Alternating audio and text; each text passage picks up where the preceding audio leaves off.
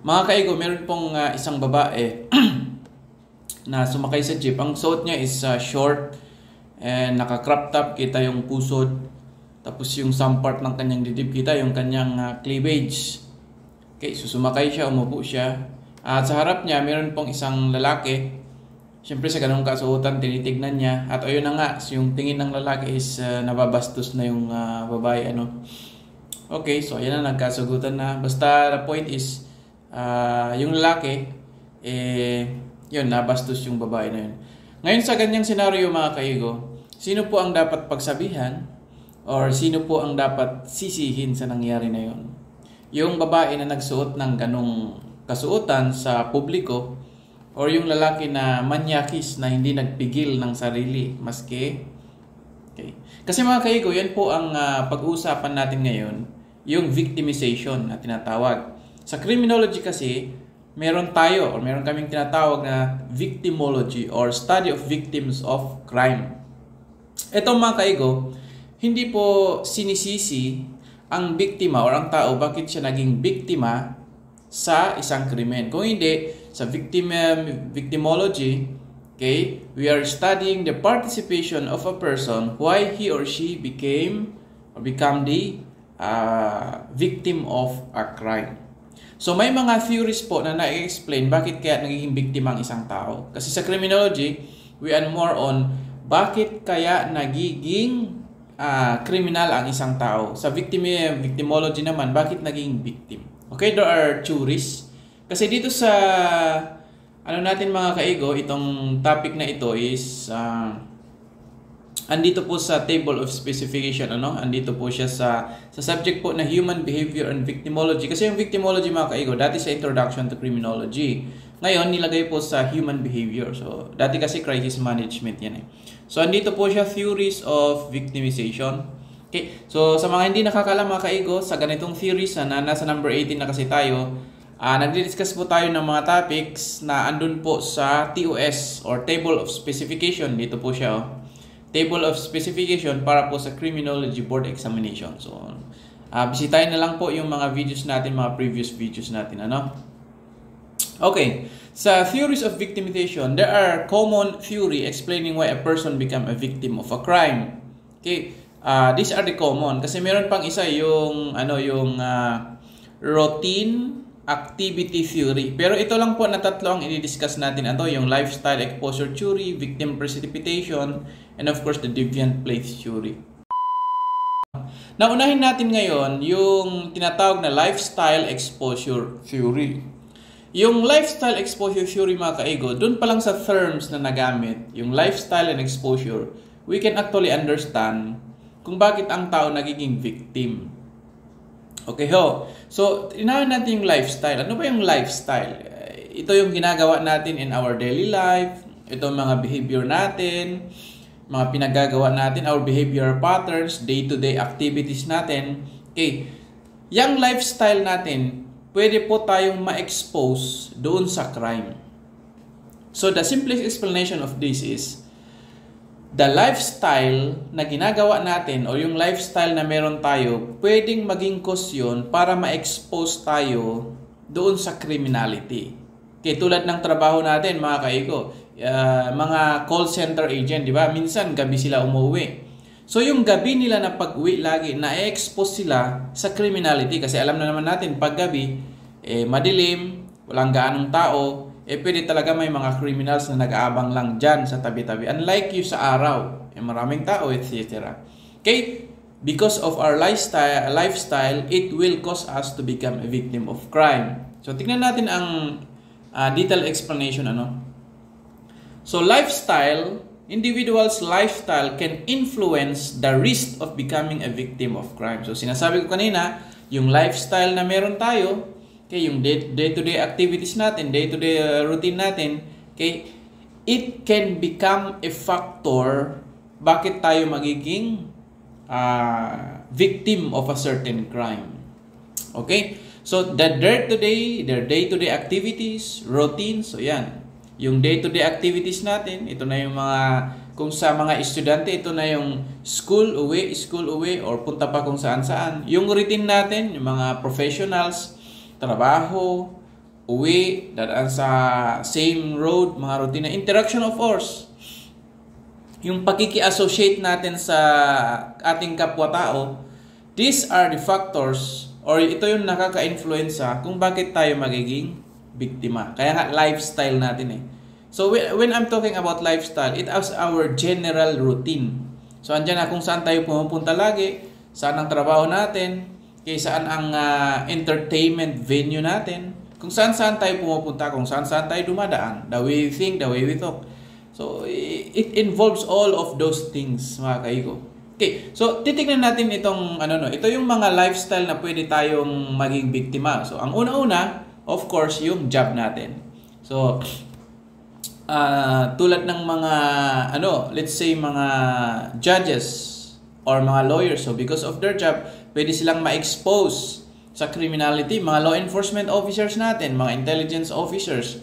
So because of the characteristic or features of their work, na-expose ni sila na maging biktima sila. Okay, another is yung mga sabi ko kanina, call center agents. So pwede silang maging biktima ng krimen dahil nga sa routine. Of course, recreation, kung saan tayo pumupunta. Yung mga hilig sa mga clubs, yan, di ba? Sa clubs, nakibugbugan na, etc.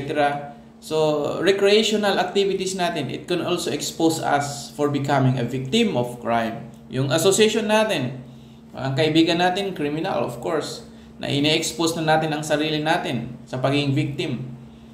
Okay? Kung hindi man pagiging criminal, baka maging victim pa. Siyempre, yung kasama mo nakibagbubugan, nadamay ka lang, so biktima ka. Social setting, kung saan tayo nakatira.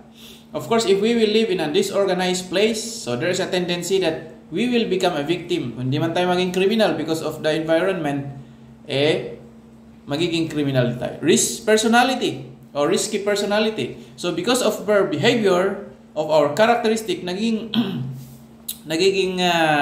victim din tayo. Of course, may kinorsordarahan ka, yan, pinagtripan ka, yun pala, yun, magaling sa jujutsu, yan.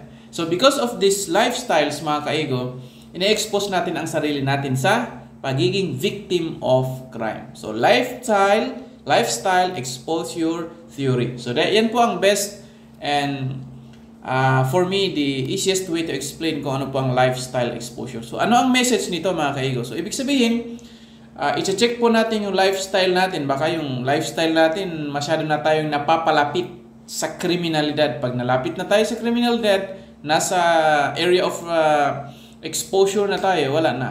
We might become a victim of crime.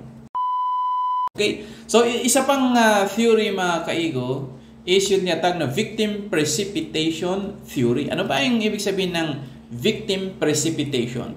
O, tingnan natin Okay, pag sinabi natin victim the characteristic of the victim precipitate the crime. Ibig sabihin, wala sa lugar, wala sa kasama, okay, kung hindi, nasa biktima mismo kung bakit siya nagiging krimen. Yung characteristic niya, yung personality niya, yung behavior niya. Siya yung nag-cause. Ibig sabihin ng precipitate, siya yung nag-facilitate. Bakit siya naging victim ng crime? Siya yung naging cause. Okay? Siya yung nag-trigger sa pagkakataon na yon, bakit siya naging krimen. So, halimbawa, naglalakad ka, may nakita kang pinagtripan mo, hinorsudadahan mo. Okay? Pinagpitik-pitik mo ang kanyang tenga. Yun pala, take one, do master siya. So, nairita siya, pinugbog ka. So, imbes na sana na maging offender ka sana, na-shift na naging victim ka. Bakit naging victim ka? Because of your characteristic na yun ay pinagtripan mo kasi. Okay? So, ikaw ang, ikaw yung nag-facilitate ng pagiging biktima mo. Okay ho? Now, another definition is, the victim was the initial aggressor of the action that led to their harm or loss. So, ibig sabihin, siya kasi ang nauna.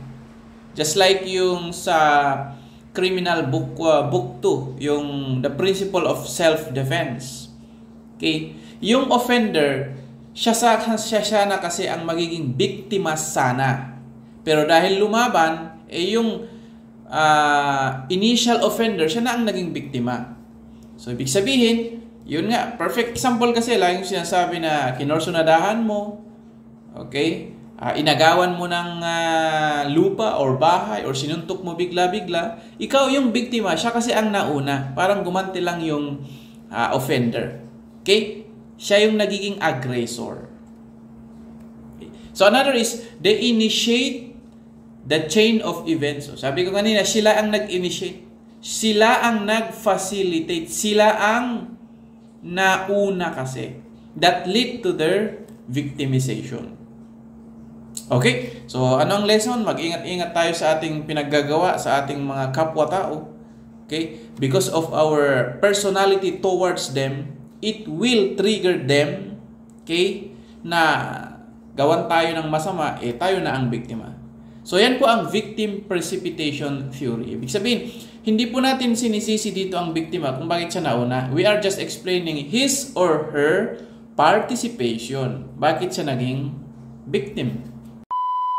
Another theory is deviant place. Madali lang po itong intindihin. Pag sinabing deviant, okay, when say deviance, from the word deviance, ibig sabihin these are anti-social behavior or these are behavior characteristic that is against the norms of the society. Ano man po na hindi tinatanggap ng community as standard norm or yung parang nakasanayan is deviant. Ibig sabihin ng place. So, ibig sabihin, pag nasa lugar ka na punong-puno ng mga deviants, punong-puno ng mga kriminal, punong-puno ng mga offender, okay? Syempre, there is a huge possibility na ikaw ay maging biktima kasi nakatira ka doon eh. Kaya nga, deviant place, lugar. Kaya ano ba ang sinasabi nito? So, crime is more likely to occur in areas where social disorder are prevalent, of course. Okay. Yung parang related po ito sa isang theory na social disorganization theory. Na kapag ang isang lugar disorganized, maraming disorder, etc. Okay, syempre, andun yung criminality. So, ang deviant place theory, okay, ang krimen, syempre, a huge possibility na mangyayari doon sa mga lugar na may social disorder. Magulo. Okay, in simplest term, magulo kasi ang lugar. Now, ano ba ang kinalaman doon po sa victimology? Okay, an individual is more likely to become victim of crime when they exposed to dangerous areas. Yan. Etong dangerous areas, mga kaigo, ang tinutukoy po dito is yung deviant place. Siyempre kasi, pag nakatira ka sa lugar na puno ng kriminal, puno ng mandurugas, puno ng drug addict, puno ng magnanakaw or snatcher, okay, malaki po ang posibilidad na ikaw ay magiging biktima nila. Okay, kasi naka-expose ka. Okay, nakatira ka sa lugar na yan. Okay? So, tandaan, deviant place theory, naging biktima ka dahil nakatira ka kasi sa lugar na puno ng criminality or dangerous places. You are being exposed. Okay? So, instead na sa criminology, maging criminal ka pag nakatira ka, ito naman, naging victim ka kasi nakatira ka. Okay? So, yan mga kaigo, ano ang 3 common theories regarding sa victimology. So, we have lifestyle exposure theory. Yan, because of your lifestyle, nag-expose ka na sa criminality. Victim precipitation theory, ito po yung dahil sa ugali mo, ikaw po ang nag-facilitate kung bakit ikaw ay naging biktima. Deviant place theory, ito yung naging biktima ka kasi nakatira ka sa lugar na puno ng deviance or puno ng criminality.